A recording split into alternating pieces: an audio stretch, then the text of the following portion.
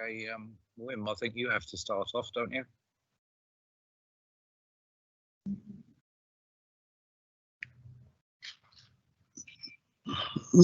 Good evening, Simon. Are you the one that's leading it, or? Good evening. Good evening, everybody. I can kick us off if you want. Good evening and welcome to the Joint Advisory Board meeting for the Trading Standards Service. This meeting is obviously our first online virtual meeting. The governance, is there any housekeeping that you would like us to address before we start, or are people familiar with the do's and don'ts? I think we've all had our fair share of them. Fine, everyone's happy with them. Before we start the meeting, I think we all know each other, but I would just like to welcome Councillor Promise Knight. Is she on the call? I can't see her on my screen, but Councillor Knight is a newly elected member to the board to represent Brent. Thank you, Simon. Good evening, Councillor Knight. Just for the formalities, I think it's Harrow that are hosting this evening's meeting, so it'll be down to the Harrow's members just to agree between themselves the appointment of the chair for this evening's meeting. Well, on the agenda it says Brent. Is it say that on the agenda? It should be. It should. No, because you're hosting it, it's usually Harrow that chairs the meeting. Correct, yeah. I don't know where you've seen that, Councillor Ferry, but this is a Harrow hosted meeting, so I'm under the impression that we have to want to be one of the Harrow members that offers the chair service. It's on the top page of the agenda. It does, you're quite right. It says clearly there, it says amongst the Brent members. I do apologise for that. That's obviously an error in the drafting of the agenda. I mean, it's just a formality between everybody. I mean, is there someone from the Harrow that's prepared to do it, or? Well, I'm prepared to do it if everybody's in agreement. If you want a Brent nomination, I'll nominate you. It's Councillor Janice Long. Right. Sorry, Councillor Ferry, for not giving you any advance notice of that. That's is obviously an error, I believe, in the drafting of the minutes. But I think this meeting has been hosted via Harrow's governance, which is in line, I think, with the thinking that it is Harrow's turn. Okay. Are there any objections to me chairing the meeting? No. It also says on the agenda that we've got to elect a vice chair. I'm not too sure why we have to do that. No, that is correct. We don't normally ever have the need to elect a vice chair, so I think perhaps the agenda there is another area. We don't need to worry about the vice chair, not for the. Yeah.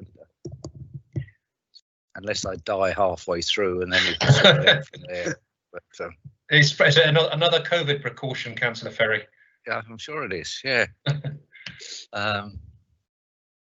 Right. Okay. Then, can we have any declarations of personal and prejudicial interests?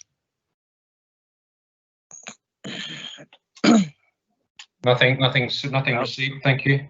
No, can't hear any. Minutes of the previous meeting held on the 13th of November 2019. Are there any objections to the minutes? Certainly from my part, I'm happy with it. They're a correct record, Chair. Okay, in that case, unless anybody shouts out, we will take those as a correct record and I will sign them accordingly at some future time. I don't think that there is any matters arising from those minutes. Well, unless anybody's spotted something. If I might just flag something, Councillor Ferry. Just going back over the history of some of this, we were supposed to have a meeting in March, and unfortunately our meeting in March got cancelled at the last minute because it was literally the day that everybody was going into lockdown. So our March meeting didn't take place. Thereafter, we tried a virtual meeting where we didn't meet on a screen like this, but we tried to meet sort of virtually, sharing the papers and engaging in discussion regarding some of the reports. I forget the date of that, but that was sometime, I think, in August, and there was only a limited amount of engagement between members. But at that meeting, Councillor Long did raise a few queries just regarding the minutes. One of Councillor Long's queries was just to chase up the delegation that appeared in the minutes as point 5, which again had been ongoing from a previous earlier meeting. And just to note that unfortunately those matters still outstand with Harrow. There's 2 pieces of legislation that as a service we should be enforcing, but we're not, because we haven't had the authority through from Harrow yet to do. One is in relation to the regulation of letting agents, and the second one was to do, it was an environmental piece of legislation to do with displaying energy certificates to monitor the energy efficiency of buildings. Local authorities are supposed to have reciprocal arrangements in place with a neighbouring authority so we can inspect each other's buildings. That hasn't been adopted by Harrow yet either. Right. You've not had any contact at all with anybody from Harrow? Well, we've had lots of contact with Harrow. I think the problem we have, Councillor Ferry, is there doesn't really seem to be a lead for the Trading Standards Service, and an operational lead who has overall responsibility. I don't know if we got Richard on the call. I haven't seen him on the call this evening. No, hi. Sorry, it's May. Hi, I May. had a word with Richard. Yeah, Richard sends his apologies. He wasn't able to attend, but this did come up. So at the moment, Mike Butler is reviewing some of the service requirements, and this is one of the things they're reviewing. So we should get back to you quite soon. Okay, I think that from our point of view, there doesn't seem to be anybody nominated a lead in Harrow to give the authorisation. Simple as that. We've made umpteen requests. We've brought the papers to the board numerous times, and I think the ball is firmly in Harrow's court. Really, we just need someone in Harrow to ultimately sign the authorisation off. But I can't speak on behalf of Harrow as to who that would be, or perhaps what the delay may be. Well, I suggest what you do is send an email to Paul Walker, who's the corporate director, who has ultimate responsibility, and copy it into me as well. Thank you, Councillor Ferry. I'll make note, and we will attempt to resurrect that and get that signed off. I hope it shouldn't be too much of a difficult thing to do, given they're non-contentious pieces of legislation. Their statutory responsibilities. It just is a procedural thing between the 2 boroughs as part of the extended remit of the consortium. It's unfortunate that, unlike a lot of the legislation that specifically says it's a weights and measures function, therefore the law says the trading standards should do it, these 2 bits don't necessarily name the Trading Standards Service. From recollection, I think the guidance suggests that Trading Standards should do it. Certainly in relation to the letting agents, it says either Trading Standards or Environmental Health. But it makes sense that it's Trading Standards, given that we carry out so many other regulations in relation to the lettings profession. Indeed, you'll hear a paper on that subject later on in this meeting. And the environmental energy certificate thing is just a reciprocal arrangement every borough, or every local authority in the country, I should say, must enter into with their neighbours. So there shouldn't be anything that would cause either borough any objection entering into those agreements. So I shall action it as you suggest, Councillor Ferry. Thank you. I mean, the way it's organised in Harrow is that the corporate director responsible, we have 3 corporate directors. The one that's responsible is Paul Walker, who's the corporate director for community. And under him, there's Mike Butler, who looks after environmental services. and then under Mike Butler, it's Richard LeBrun. So if you send that email to Paul Walker, he can decide which part of his vast organisation he wants to deal with it. Thank you. Was there any other matters arising? There was one other matter raised by Councillor Long, and that was in relation to, at the time, contact Whirlpool had with local authorities, and this follows, prior to COVID, this was quite topical in the news. It was to do with Whirlpool's product recall of numerous amounts of their tumble dryers, and Whirlpool had written to the leaders of each council requesting political help within the council to help spread the word amongst communities of what Whirlpool were doing to correct their faulty appliances, and asked the local authority to for their support in reaching out to their customers to encourage them to come through and claim replacement machines on their warranty.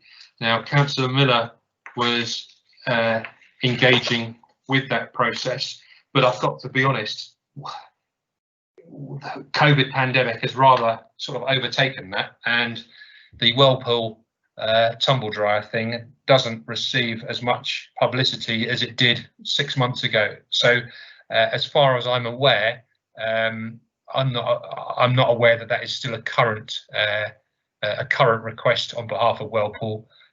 So I think it's something that we could probably scrub off of the action points as being necessary. There has been extensive media publicity about the Whirlpool recall, and I think anybody that has a Whirlpool product would have been reached in numerous different methods by now. I can verify that I took part in that. I had the Whirlpool machine that was needing to be replaced, so I've gone through the process. And did you end up with a replacement, if I may ask, Councillor Ferry? Was it okay? How was the process? It was very good. I ended up with a free replacement. I can't recall. Well, I ended up with a free replacement. They came along and delivered a new one and took the old one away and put the new one in place. And I think also that there was the opportunity to have a cash refund should I required to have a different make of tumble dryer. So it all went very well. Good. Well, I'm pleased that that's a nice, satisfactory response. Unfortunately, a lot of the responses we get are not always as simple as that. But I'm pleased that in your instance that's worked out well for you. That's great. I think Councillor Ferry, that was the only outstanding points that were raised from the previous minutes. Okay. Anybody else got any matters arising? I think Janice is having a bit of trouble getting in. But you can still hear me, but my raised good. hand function doesn't work, so I've just kept my mic on. Yeah, we'll just shout. Probably better if anybody wants to say anything to just shout anyway. So if I go back to the agenda. Thank you. Sorry, Keith, can I ask, is this the agenda that was published on in March, on the 18th of March? Is this one we're using? Because that's one I have. No. Okay.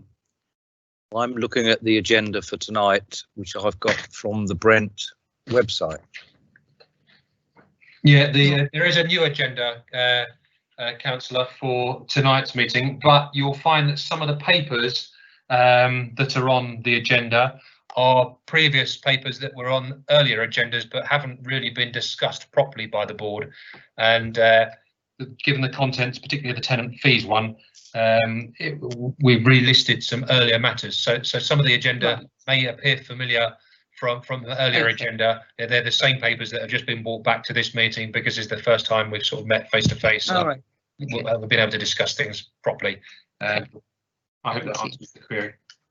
But if anybody wants to see the agenda, it's on the Brent website. I don't think it appears on the Harrow website for some reason. Right. or in your ModGov. Anyone using the ModGov pack, it's there as well. Yeah. Item 5 is deputations. I'm not sure. I don't think we need to worry about that, Councillor Ferry. No. I'm not too sure how anybody comes along with deputations, but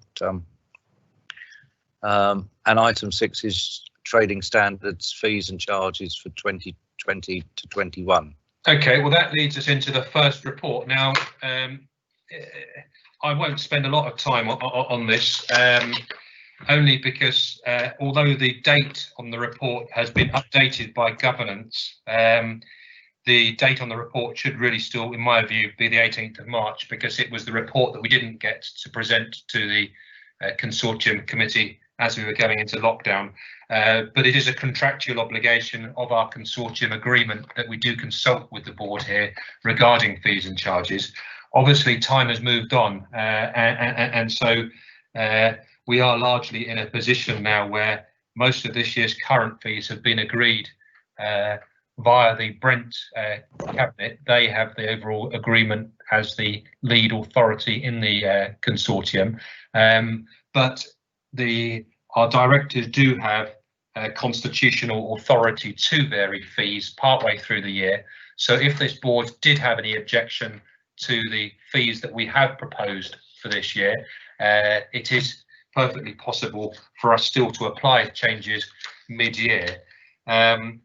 Most of you will be familiar with this because you've been existing board members before, but just for the benefit of Councillor Knight, who is new to this, the trading standards charges various fees for various activities. The fees are divided into effectively 3 structures. One type of fee is statutory, which usually is what the law says we must charge in this instance. The second type is some sort of RPI or consumer price index linked fee, which are the ones where we have a little bit of discretion in where we set the fees, but at past meetings it's usually been agreed that those fees will rise with inflation every year. And the third level of 3 are those discretionary fees where we can effectively determine what we want to charge. I'm afraid there's not many of those around. But in essence, as of the 1st of April, our fees for explosive licenses, which is the sale of fireworks, they remained the same this year because there was no change to the legislation. Our hands were tied on that one. The various fees we charge for penalties in relation to lettings and property management agents, the legislation gives us parameters we can charge for those, starting from £1,000 up to £5,000. We have to sort of base our fee up proportionately to the mischief the agent's been up to. That kind of ties in a little bit with one of the reports that you'll hear about later, so I won't go into a lot of detail on that at the moment, but I am pleased to report that the penalties that we have been lobbying against letting agents over the last 12 months generally are accepted by the letting agents. We have very, very few that ever challenge our penalties we impose on them. It costs them nothing to challenge them, so the challenge is open to them if they wanted to. The 2 that we have had challenged, one was only challenged on the basis that the agent came up with a load of information they hadn't provided us before, and the court found in their favour. And the second one, the court found that the fees we had levied in our penalties were perfectly justified and proportionate. So we're generally, I think, on the mark where we need to be with those. Primary authority fees are what we charge businesses for primary authority advice for primary authority business advice. They are a sort of inflationary fee. The fees have gone up effectively £2 an hour this year, up to £62 an hour for a fixed contract, or £77 an hour for a pay-as-you-go basis. Our weights and measures fees again have gone up a small inflationary amount. Auction fees have gone up by £10, but we only get 1 application for them a year, if that, so that's not really of any significance. investigation fees for our fee for our hourly rate for our financial investigators have gone up again, a token inflationary amount, £1 an hour. But the main income from that comes from the financial incentivization that we get from the Home Office when we complete the proceeds of crime investigations. The other fee on the chart is only applicable to our Brent officers, but it's the fee that we charge for Wembley Stadium for hours worked at the stadium. The proposal was to set the fee for that this year at £60 per hour. But given that all of the Wembley events so far this year have been cancelled due to COVID restrictions, it hasn't really been an applicable fee for us.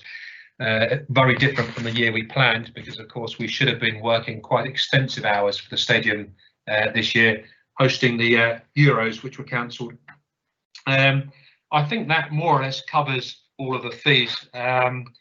I really have sort of skimmed through them. We have found generally fees are down this year, unfortunately due to COVID. I expect that's the same with many of Harrow's other fees. Businesses are not renewing permissions or licenses like they would normally do. Unfortunately, they are still coming to us, but we have perhaps just not as lucratively as it has been in previous years. It is, and again, it's a bit hit and miss as to when they want the advice and how often they come to us. But unless any of the members have got any specific questions or objections to those fees, my recommendation is that we would continue with the increases that have been outlined in the report there. Is there any comments at all? I don't see any. No, thank you. No. So shall we move on to the Tenants' Fees Acts and Client Money Protection Policy? Certainly, and my colleague Anu Prashar, who's the Service Manager for Trading Standards, is going to talk us through that report. Thank you, Anu. Thank you everyone. As part of, Simon's already said, as part of our lettings work, there's been 2 pieces of new legislation that's come in, and the government have said that we need to develop and publish our own policy on determining the appropriate level of financial penalties. And this is because the penalties range from 0 to up to £30,000. So depending on how we the appropriateness of it really depends on what financial penalty we would impose. These 2 pieces of legislation are the Tenants' Fee Act 2019 and also the Client Money Protection Schemes for Property Agents' Requirement to Belong to a Scheme regulations. And these basically, with the Tenants' Fee Act, because of all the tenants at some stage with landlords putting in lots of clauses to make sure that tenants pay, sort of different clauses for different amounts and different sort of things like imposing things like how much they would pay to if they lost their keys or things like that. The government decided that they could only actually charge for certain breaches or for certain bits. So, and these are things like refunding deposit, holding deposit amounts, the cost of replacing lost keys. They have to be the correct amount. They can't be just £100 for every lost key. It would have to be exactly how much it costs to replace those keys. So the government put into these so they can only charge, but if they charge anything other than that, then they can be in breach, and therefore we would have to have a policy to say how we're going to say what those breaches are and how much we're going to put a financial penalty. We also these are sometimes called what we call prohibited payments, so they're not allowed to charge for those. Also, if they're caught for the first round in our policy, the first time, the amount, depending on whether they've paid, we've put in our policy that it would be for the first breach a low harm, £1,000. If they're caught for a second breach or further, it can start off at 5,000 for a low harm, up to 30,000, depending on whether they've just haven't paid the first lot of breaches or whether they haven't actually, if they haven't actually put anything in place, or they continue to put these prohibited payments. So the second one is the client money protection schemes. The client money protection scheme, all letting agents and landlords have to be members of. If you're not a member, then you cannot guarantee that if the tenants can't be guaranteed any of their money back if you fold or anything like that.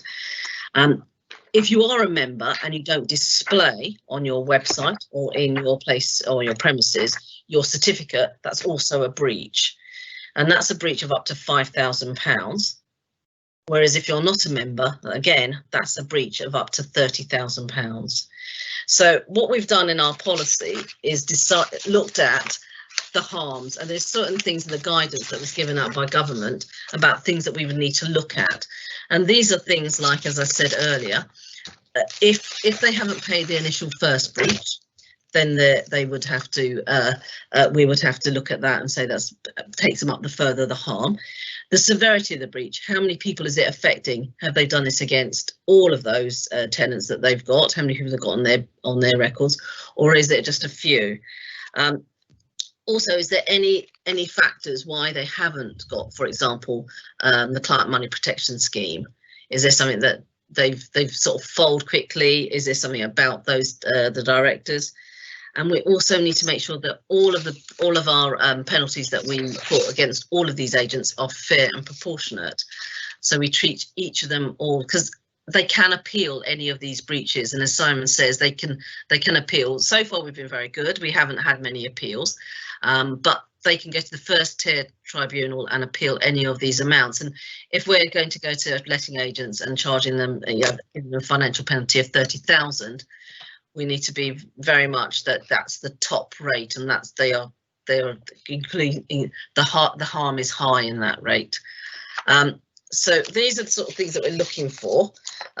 So what we're asking you to do is hopefully you've all had a chance to have a look at the tenants fee policy.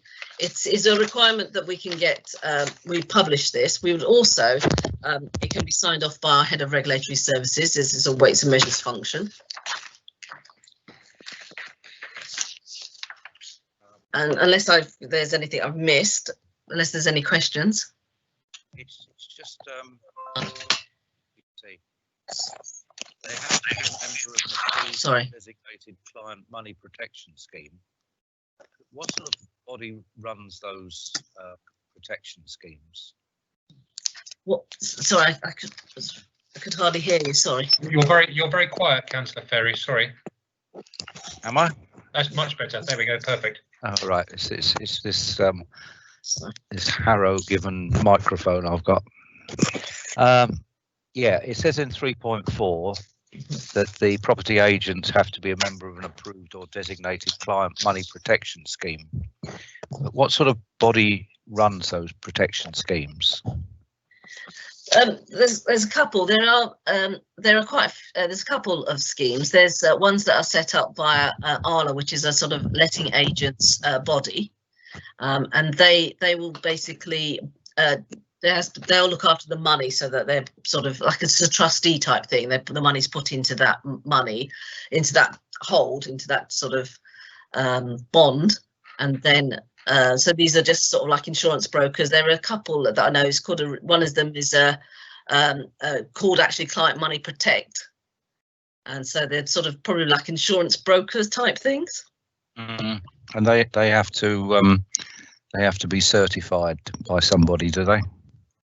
There's only two, as I remember correctly. I think Sam's going to come in. He's much more au fait with this. Sam. Yes, I was going to say there's actually 6 altogether. They're government approved. So, for instance, there are the Client Money Protect, Money Shield, NALS, Property Mark, RICS, which is RIC, and UCALA, and all of them have to be approved by the government. So you can't have anybody else. Good. Okay. Answer that. Can I ask the question, please? Yes, Angela. Thank you. So this applies to agents. What is the situation relating to individual landlords who don't use agents? So you mentioned that they had to display that they were members of that organisation and so on. So because I'm aware that sort of there have been complaints about how individual landlords behave. Are they caught up by this particular piece of legislation, or is there a different piece of legislation that covers them? Ones who are not, don't use agents. Well, the part that we specifically trading standards deal with is predominantly to do with letting agents. If it's landlords, then our colleagues in private housing normally would tend to deal with the landlords, because they have all the details of the landlords, and most complaints will go to the landlords as opposed to the letting agents that will come to us. Yeah, Right. The landlord shouldn't be holding on to client money, councillor, anymore. Right, so they've got they would be sort of placing those their client deposits and so on in deposit protection schemes. The reputable ones should be, if they're complying with the legislation, correct.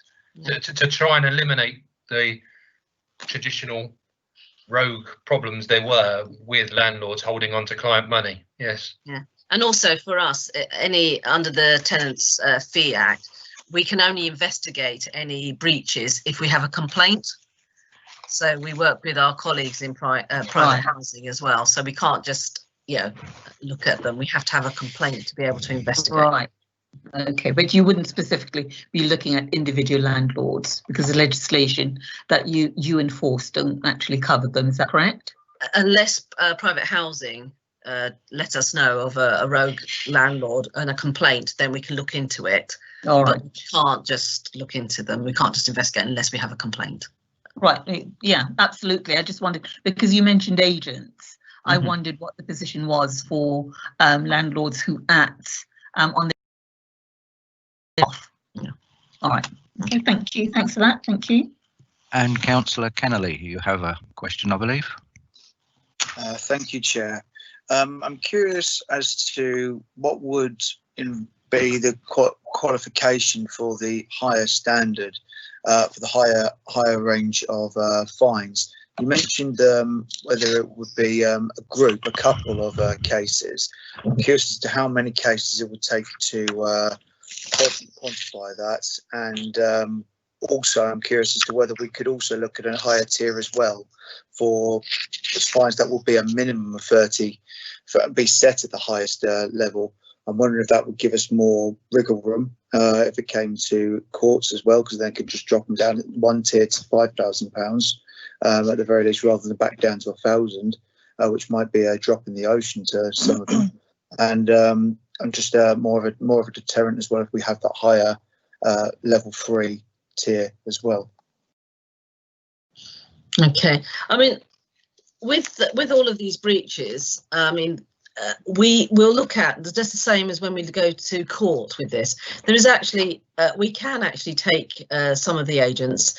We've got an option of actually either giving them a financial penalty or taking them to court as well. So we have got that option.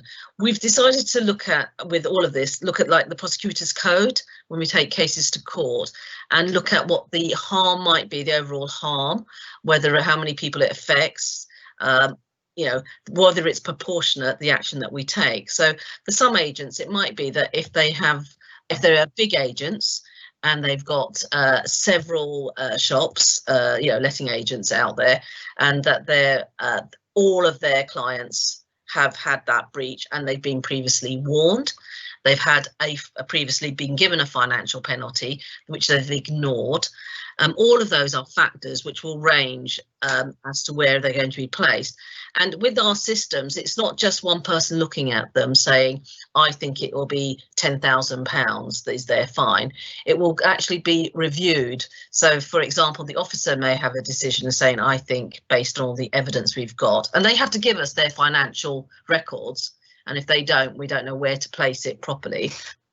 So we would then place that, what we think is the fine, and that would also be reviewed by further up. So eventually Simon would review that and say, I feel that that fine is too little compared to the size or compared to the actual breach. They might not just breach one, they might breach several things, or that prohibited payment that they've asked for might be something that they've been previously warned about. So there's many factors. It's not just, we can't just levy saying the highest one. £30,000 is supposed to be a deterrent, and I'm not sure that many letting agents will be getting that £30,000 in the first instance, and I'm not sure if you were levied a financial penalty of £30,000. I think you would go to the tribunal, first tier tribunal, to appeal, and we're still waiting for, I suppose, guidance from that tribunal so that we will have an idea of whether our fines would be actually the most appropriate. I don't know. Councillor Kennelly, I think what we need to do is perhaps provide a little bit more background to answer the point I think you're trying to make there, is that when we investigate letting agents, there's a lot of legislation now for letting agents. Governments have really come down quite and regulated the lettings profession significantly over the last 5 years. And typically when we look at these letting agents, where you find one thing wrong, you will find multiple things wrong. Now, off the top of my head, there's 5 or 6 key pieces of legislation we use, and most of them have a maximum penalty of £5,000 per breach. So if there's 5 breaches, it's possible they could face £25,000 worth of penalties. For some reason, when they drafted this piece of legislation, they put this legislation at a way different perspective than any of the others. So whereas the others have got a maximum penalty of £5,000, for this particular piece of legislation, they put a penalty of £30,000. So in theory, you could be prosecuted or sanctioned £30,000 for one breach. Now, in reality, I don't think that will be proportionate for most of the agents that are on our high streets in Brent or Harrow, especially when you consider that where, as I said, you would usually end up using more than one piece of legislation against a rogue letting business. But I think government put that in probably because one of the leading appeal cases in all of this was a case, I think it was actually Camden, that challenged Foxtons. Now, clearly Foxtons had access to a lot of money to fight their penalty through the court, and helpfully actually gave us quite a lot of legal guidance as to what does apply and when and where, etc. And that now is considered kind of one of the leading authorities to help us interpret these regulations. But I think what came out of that case was if you're challenging one of the big boys like Foxtons, a £5,000 penalty was effectively loose change. So I think when the government drafted this, they felt that if Foxtons or a similar national chain of agents was to get in trouble again, they needed to have a much larger deterrent penalty. So they set this particular penalty as much as £30,000. For most of our independent businesses that we've got in Brent or Harrow, the usual £5,000 is more than enough financial sanction to achieve the kind of compliance that we need. It would only really be in those very worst case scenarios that if we ever found ourselves fighting a national chain, that you would end up, I think, in the region of potentially as much as £30,000. It's never been used by anyone in the country as far as I'm aware yet, and I think it would be a brave local authority that did try and levy a £30,000 penalty on an agency. But I think that perhaps provides a little bit of background as to perhaps why government felt that they needed to jump from their £5,000 penalty up as much as 30. But in reality, I can't see us as needing to use that level of penalty if that gives you the steer that you're after for in your question. And of course, we can always revise these at any stage, can't we? These are all very discretionary. So yes, these are all down to our own policy and our own interpretation of the facts before us. As I said, so far, most agents that we issue penalty, and we've not done many, but off the top of my head, there's probably about a dozen or so in the last 18 months. Most of them accept the penalty that we've imposed and make the payment, which to me suggests that our sanctions are probably proportionate and realistic. That's not necessarily the experience of some of the other London boroughs who do have a much higher number go to appeal than we do. But I think the sort of thought process that we apply to ours so far, our evidence suggests that most agents are prepared to put their hands up, accept they've done wrong, and do the right thing, pay the penalty, and bring an end to the matter. Right. Can I interject? Yes. Long.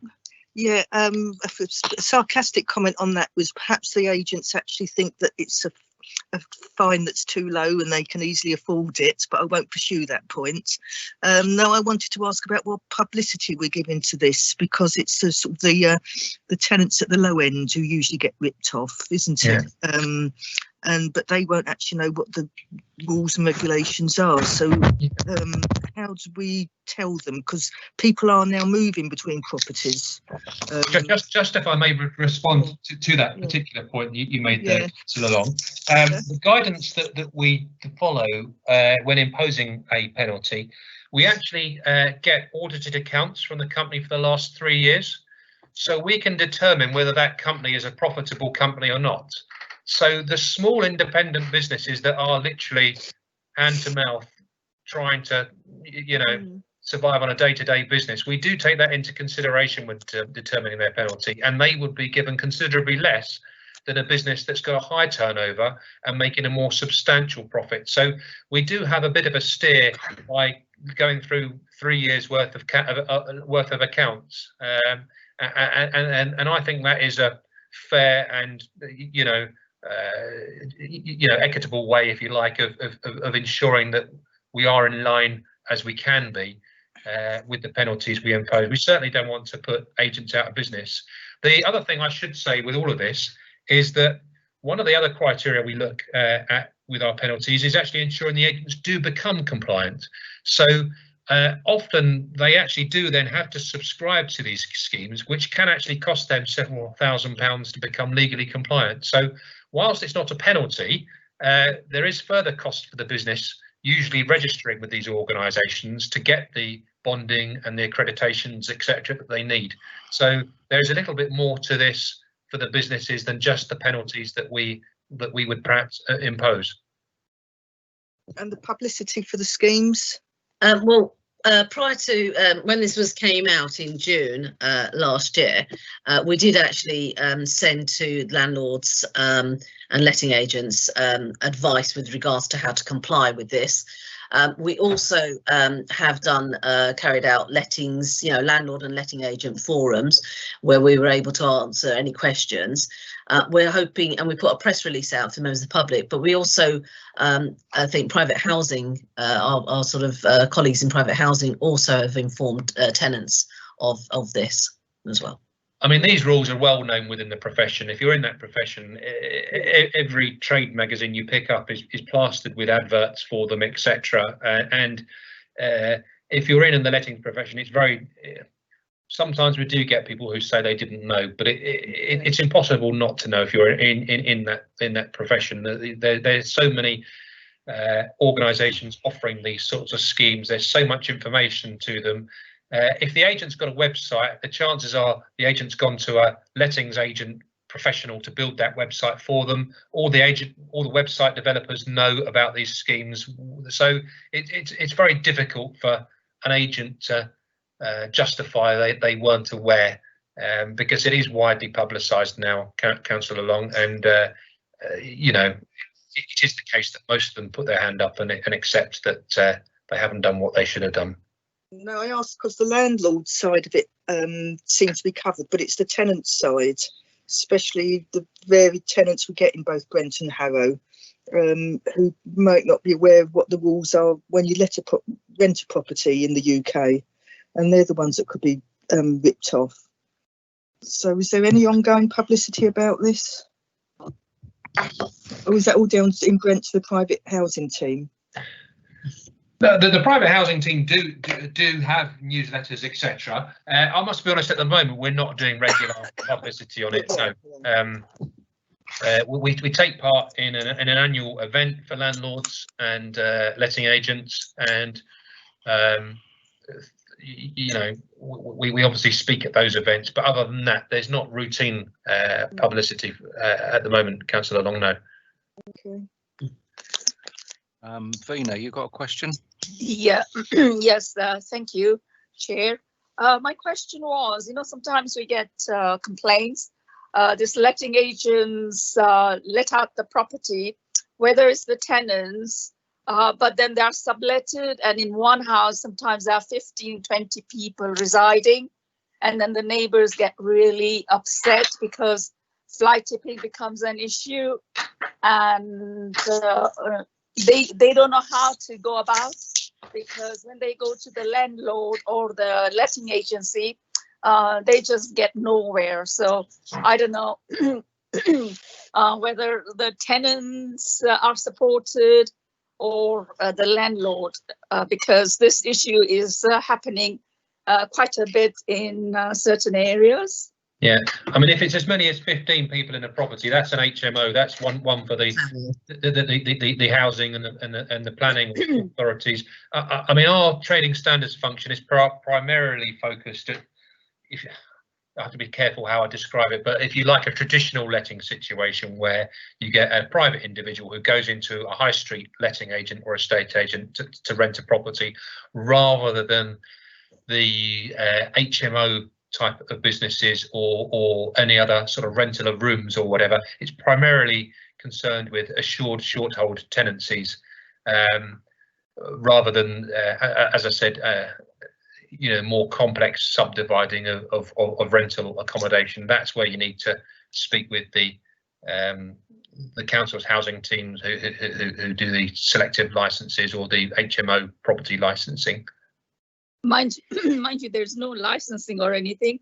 It's just done very how would I want to put it, secretly or something. So the tenants or the landlords, they don't know about it. You just hear from the neighbors when there's a lot of movement and a lot of people coming in and out of a property. And then when you tell the council officers, they do go and investigate, but sometimes it's very difficult. Thank you, Chair. Okay, thank you. Is there anything else on this? I've got one more question. The letting agent might be high street based, but they can still operate cross borough. Thinking of like Cricklewood, for example, you could be easily letting properties in Brent, Barnet and Camden. So if all the properties that are rented in a different borough, but the letting agent is based in, say, Brent, who would, and there was something wrong with the letting agent, which authority would have the responsibility of doing it? Is it based on where the letting agent is based or where the rental properties are based? Both. Yeah, you pick up a good point there, Councillor Long, and there's another scenario that you've forgotten, which is probably more applicable than what the scenario you've just highlighted, and that's the boom in online letting agents that don't have any physical premises anywhere. But the legislation here, actually. the legislation does cover all of those scenarios, and in essence, anybody can enforce anywhere, as long as if you do come to an addressed property, you engage with the local authority where that addressed property is. So if I was to investigate an agent in Camden, I just have to have a courtesy call with Camden Trading Standards to notify them of my interest. And we do sometimes find that we have had scenarios where other local authorities have come to investigate Brent agents and vice versa. We've gone out of Brent to investigate agents in other boroughs, or you end up with agents who have got multiple branches. And again, where you've got a breach in one branch, chances are there's a breach in multiple branches. And we've had scenarios with the joint consortium where we've, got a Brent branch as well as a Harrow branch, for example. But the legislation does cater for all of those types of scenarios and doesn't cause us any prohibitions in taking action in those circumstances. Yeah, okay. Are there any other questions or no? Okay, so we move on then to the Trading Standards Annual Report. I don't think you need to go through it I'm sure we've all read it. Just highlight a couple of probably read more annual reports than I've had hot dinners. I can highlight a couple of what I would count there for our highlights then of last year. I know that last year, obviously towards the end, we ended up couldn't do any more proactive work, as the government advice told us that we had to sort of only travel for essential, and obviously COVID then took over. But the main quite good things of our highlight really was we did a case that involved 5 defendants, that basically took hundreds of thousands of pounds of our most vulnerable consumers. After 5 weeks of the court case where they pleaded not guilty, 4 were found guilty, and we got a total of 18 years imprisonment for them. The offences included money laundering as well as what we call fraud with regards to consumers being left with no roofs on their properties as well. And there was also an investment scam that was in the background of all of this as well. So that was something that actually is going to be, I think, featured in one of our publicities in Defenders, and that hopefully is coming up this month. I don't know if you want to know the exact date, but it's definitely towards the end of this month. You might see the investigating officer, Andy Faulkner, talking about that case. We also had another case with regards to unsafe children's fancy dress. And this was again a couple of officers from a complaint, basically from trademark holders saying that they were selling property costumes that weren't theirs. These were all tested and were found to have strangulation and flammability. So there was something that was highlighted, and we got into the Evening Standard with that case as well. And we got quite a very big fine with regards to that. The Primary Authority advises on a cost recovery. We've got some big companies joined up with our Primary Authority, the likes of IKEA, but we also got signed up this year River Island, and we were able to assist them with their recalls of several of their products, some of them being an item that was on most of their clothing, which was like a brooch metal, which was giving people irritation. So that was something. We also, as you carry out our inspections, we were, we did quite a lot of inspections last year as well. And we signed up, we worked with the police under the MOPAC, which was trying to reduce knife crime and getting traders to move where they had their knives, to sort of try to think about who they were selling knives to and whether they should be selling knives in the first instance. So this is part of the Metropolitan Police Service.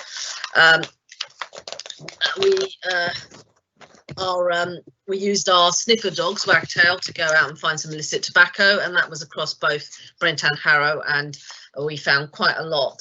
And people are now starting to store their illicit tobacco in the most unusual places. For example, places that you wouldn't normally look, in microwaves, in shelves. They were using boxes saying crisp packets and then putting them up, but all of them had illicit tobacco in. One of the things that we I've talked about Operation Snowball. We also had the kitchen investigation, which was Amazing Kitchens, where the defendant left a few of our victims with no kitchen whatsoever after they had ripped them off.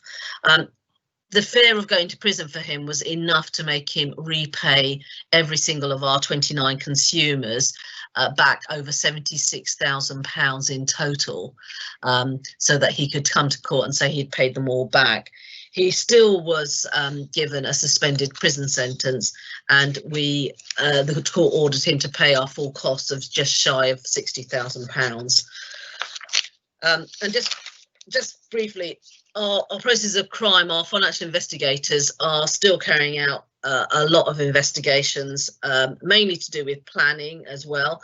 And they managed to get confiscations orders of totaling around £1.2 million last year.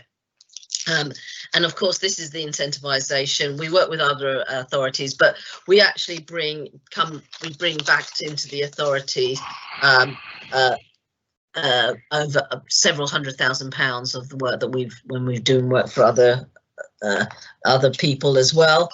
And we've one of our confiscation orders was, for example, £356. And this is again goes back to what we're saying about people converting their homes or property into several flats when they haven't got planning permission. They're the sort of thing where we're getting more people constructing property and putting up a building when they shouldn't be, and then renting it out. So the figures are there. I'm willing to take any questions. That was just a brief rundown of some of the work that we did last year. If you want me to go into any further details, Has anyone got any questions on the annual report? Seems very historic now in time. yes. Maybe next year I'll try and make it a bit more punchy. Well, it won't be a comparison because that won't be possible. No. No. Yeah. No. Well. Yeah. I mean, I've read about some of these things on our websites and what have you, and there seems to be a lot of coverage in the Harrow Times, and doesn't always give us the notoriety, I suppose, that we should have for these things. But I mean, we're going to be this year. We worked closely with Defenders, and that's on midweek around I think about 11 o'clock. But we have got a few TV appearances this year, and as I said, this month. If you are interested, I can pass on the details of when Training Standards will be on the TV. Yeah, that would be useful. Okay. All right. I can't see any other questions anywhere, so we'll pass on to the COVID response. Okay, I'll wrap this one up. The things are happening so quickly in the world of COVID at the moment that the report more or less was out of date the minute my pen left the page, basically, you know. So I won't go over the report in any great detail. I suppose just to sort of summarise, really, since March when this all kicked off, initially Trading Standards was extremely involved with COVID because at the time we were all going into lockdown.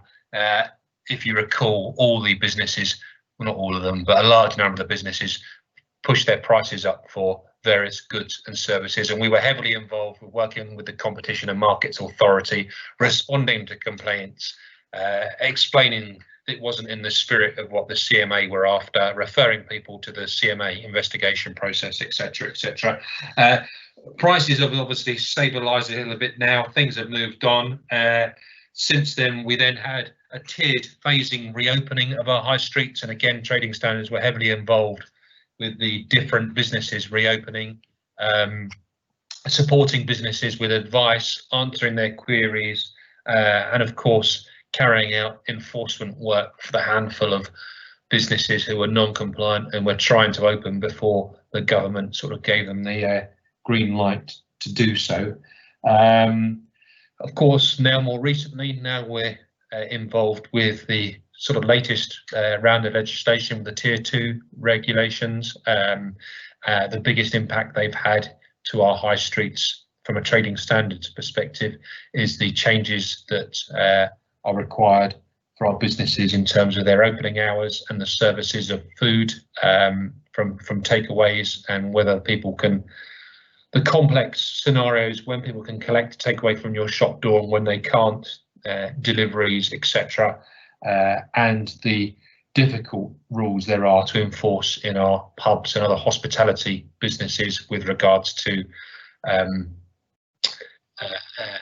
only allowing the same family members to come in and not mixing with people outside of your household. It's almost an impossible task to try and enforce that in some of the pubs around the borough. Other areas of COVID work that we're heavily involved with at the moment are in relation to ensuring businesses display the required CQR code and have contact tracing records in place, making sure that they have the face mask posters on display, and making sure that restaurants have their tables and chairs spaced out within the permitted divisions that are required by the legislation. I won't go into it any more detail than that because, as I said, it'll probably be all out of date by next week, and there'll be some other rules and regulations. But it is a very, very fast pace, a fast working environment. Officers are having to pick up bits of legislation at very short notice. Things typically come out in law about 5 o'clock or even 7 o'clock on a Friday afternoon and apply in statute law the next morning. There's no guidance, no templates, forms, for example. It's just down to us to interpret the rules and regulations as quickly as we can and start advising our business communities of that. One of the other things that the service is still very involved in is answering COVID-related complaints. We've had over 700 COVID-related complaints this year, typically about businesses not adhering to social distancing or wearing of face masks, which isn't a local authority responsibility, but at the same time, it's the police aren't offering an immediate response to those sort of things. So where we can, if we can pop into a business and give them a bit of advice, a bit of support, a bit of an encouragement, and provide the resident with that little bit of reassurance that their concerns haven't gone unnoticed, that is welcome. And a final area, again, that we're doing a lot of work on, I've not addressed it in the report, but we've seen a massive increase in the number of businesses who are trying to import PPE, in some cases for their own personal use, for their own staff, but in other cases to put on the wholesale or retail market.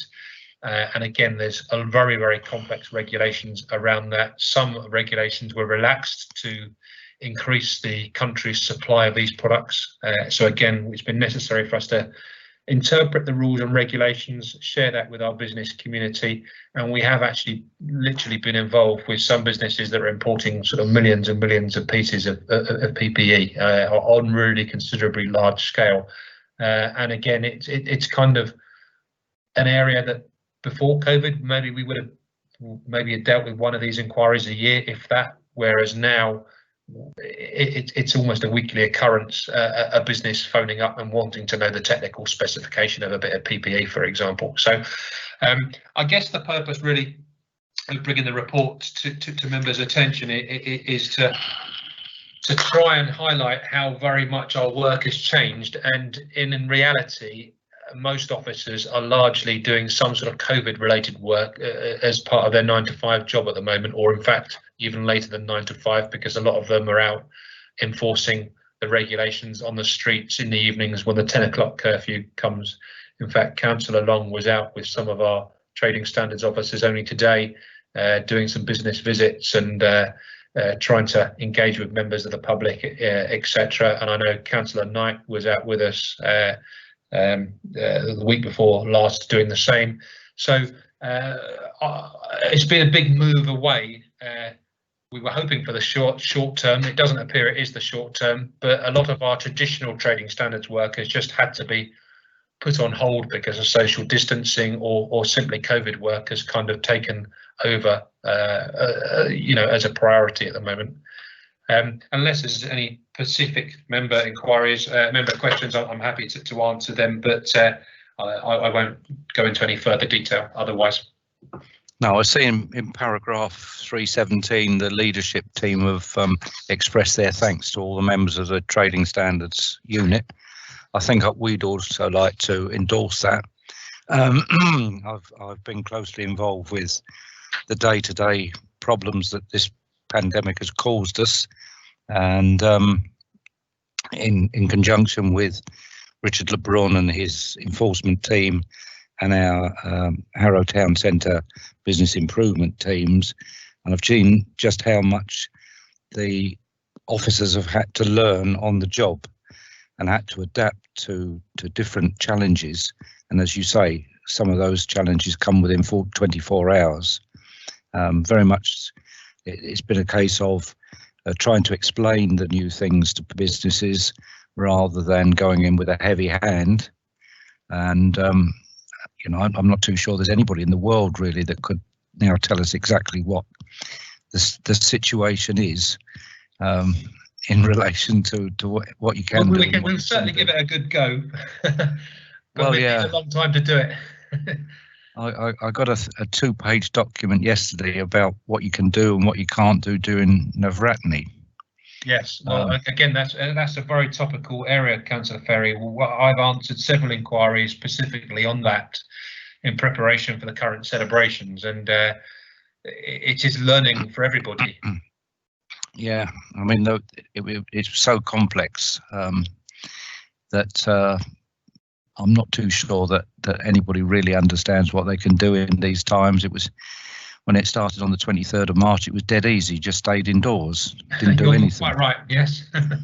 Yes. It's now exponentially growing to be something that you cannot almost do anything unless you do stay indoors all day. You cannot go out and find that you haven't broken one of the rules somewhere at some time. Even staying indoors for some people with big families is not straightforward with the current rules, Councillor Ferry. Yeah. Got a comment from Councillor Knight.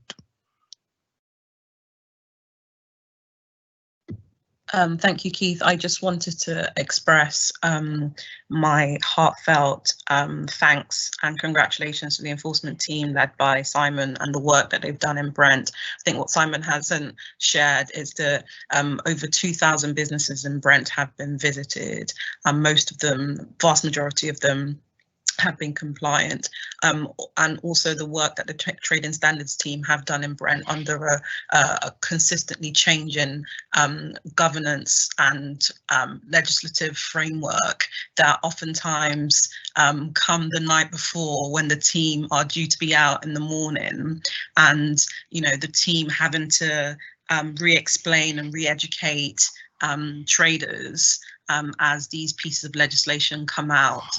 So just a real thank you for the work that the team has been doing. Excellent. Thank you, Councillor Knight. That's much appreciated. Thank you. And Councillor Kennelly. Thank you, Chair. I'd like to again associate myself with your comments and Councillor Knight's comments and the hard work the Trade and Standards team are doing. One thing that does worry me working in the hospitality trade is the thought that people will be either council staff and enforcement officers or police, as I read in the papers today and yesterday, will be coming asking people for papers due to the mixing of households. I can't think of anything more that would put my guests off coming out and enjoying a nice meal or a business lunch. And I know it's not the team's fault. I mean, it's not the police's fault. It's the way this legislation is crafted. But I do fear that too heavy-handed approach here is going to do irreparable damage to our communities, to our businesses, at a time where some of the most vulnerable are just living hand to mouth, and their very livelihoods are at stake for so many who work on the minimum wage, who work for less than the minimum wage if they run a business as well. Councillor Kennelly, your concerns are totally justified, and you have my every sympathy for the difficulties there are, particularly in the hospitality trade. And believe me, I mean, I've been in and out numerous hospitality businesses and debated this at length with umpteen business owners. The stance that we're taking ourselves is the legislation requires the business owner to take reasonable steps to ensure that households are not mixing. So that the advice and the stance that we are taking is that if that business owner is asking the question, are you all from the same household? That is as far as we are expecting somebody to satisfy that reasonable step criteria. Certainly, I don't think it's at all realistic to expect people to turn out in an evening with their passports or electoral records or anything, and I don't expect it reasonable for the business to be inspecting such records. I think there have been rumours in the press that sort of thing is happening, and I'm aware of one London borough who has been out this week with their electoral roll team to try and use their electoral roll records to match them up with diners at a table. But it's fraught with difficulties. It's difficult for everybody, and you know, I think we've just kind of come up with a sensible, pragmatic way forward that's in the spirit of the legislation, and try and make the best we can of the difficult restrictions there are in the hospitality businesses to have to contend with. Well, it deep down, it's impossible. I mean, you and me, Simon, we could go out for a pint after this meeting, walk into an establishment, and if they challenge us, we could say, well, hold on a minute. We rent together. We rent the same flat. We're in the same shared space. Yeah. Just because we're not family, just because we don't look alike, doesn't mean we're not sharing a space. Yeah. It won't say. It might not say the address. I know I just checked my driver's license. There's my old address on it. I hadn't even thought to change it.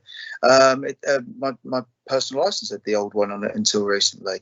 It's one of those things where I just look at it and go, "There's no way, even with papers in a 1984 fashion, that you can actually verify this." I'm very concerned to actually hear that a local authority has actually tried that, to be very fair. I mean, it's laughable. We're talking about protecting business on one hand and being fair, and I do appreciate you guys trying to do that. But at the same time, the way this is crafted, it's just, oh. I mean, the only way really that you can run a pub these days is I compare it. I sort of joke about it being the school examination hall pub, where you've got literally rows of desks with one person sitting at them, all equally spaced out, like a school exam basically, and you will have your traditional drinkers sitting on a table at their own, you know, trying to shout across the room to their friend. Unfortunately, it's a difficult thing, isn't it? I mean, that ultimately is what the legislation requires. In reality, that's never going to happen, and nor, you know, a business isn't going to do it, and a customer's not going to want it. I suppose it's trying to find that happy medium between keeping some cash coming into those hospitality businesses and avoiding shutting the sector down altogether. But even if you did that, all you do is drive people indoors, where people will mix the same indoors, perhaps without any of those controls in place at all. So there's not a simple solution to any of this, and that's, I'm sure, you know, why we end up with such difficult legislation to try to have to police. I mean, I've seen it myself. It's in Brent, in central London. The first night even it happened, when I went down, I was walk around central London. Everyone just went to an off license. They had a plastic cup. They were just having a rave in Trafalgar Square. You can't move them on. I'm surprised no one's partying at the fountains. It's madness. We'll stop now, but it's yeah. Clearly, you've got a problem there, but you know, it's impossible to make sure that 250,000 people in Harrow are not going into other people's houses, and we've just got to try and crack down on those people that are just not trying to comply with the rules at all, or use any manner of common sense, and to try and educate those people that are trying to do these things. And using, as Simon says, their best endeavours to be as reasonable as possible. But it is a very difficult situation, and I don't think anybody has faced up to this before. Councillor Mithani. Thank you. I just would like to say as well, a big thank you to Harrow and Brent team, working so hard and protecting us in these difficult times. And please do pass our thanks to the enforcement team and council workers throughout both the boroughs. And people are working really hard, and some are doing many jobs. So thank you for looking after us. Well, thank you. I have to say, it is a tough job. It takes a certain character to go into these places and challenge people who are not wearing face masks, for example, or you know, we have to deal with some difficult situations. But I've got to say, overall, one thing that I've seen is that, by and large, most people are very, very receptive to this. You know, I think Councillor Knight quoted that we'd been to over 2,000 businesses in Brent, and we've only had to enforce against 3 businesses. You know, by and large, most businesses want to get this right, and the business owners are on board with us. And I've had people, when I've challenged someone in a supermarket, for example, not wearing a supermarket, I've had people follow me out the supermarket, members of the public, saying thank you for doing that. You know, I'm glad that the council is taking this seriously and someone's you know, someone cares, basically, you know. So whilst there are the odd members of the public who are not following the rules or whatever, they are in the minority, and overall there is overwhelming support for all this, and certainly what I witness a willingness for the businesses to do the right thing and keep things on track. Good. All right. Very difficult circumstances, but we'll get through it one way or another. If anybody can remember what it was like before all this happened. Indeed. I mean, I don't want to start talking political on this thing, but there is Brexit creeping up on us as well. We don't hear much of that in the news now because it's all COVID related. But I mean, prior to COVID, that was a big threat for trading standards, and we've got that just over our shoulder. So and that's something else to chuck in the mix. Oh, you can throw in climate change as well, can't you? Climate change as well. Thank you. You're right. We haven't heard about that for a bit, but you're quite right. That was another priority for us. Yes. I'm sure there's other things that we could probably disappoint ourselves with as well. Anyway, I think that's about it. I don't think there's any other business. One day we might all be able to get around the table together, but who knows when that's going to be. But I think our next scheduled meeting is in March, and will probably be remote as well. So thank you all very much, and good night. Thank you very much, Chair. Thank you all. Bye, everybody. Good night. Thank you all. Night. Thank you.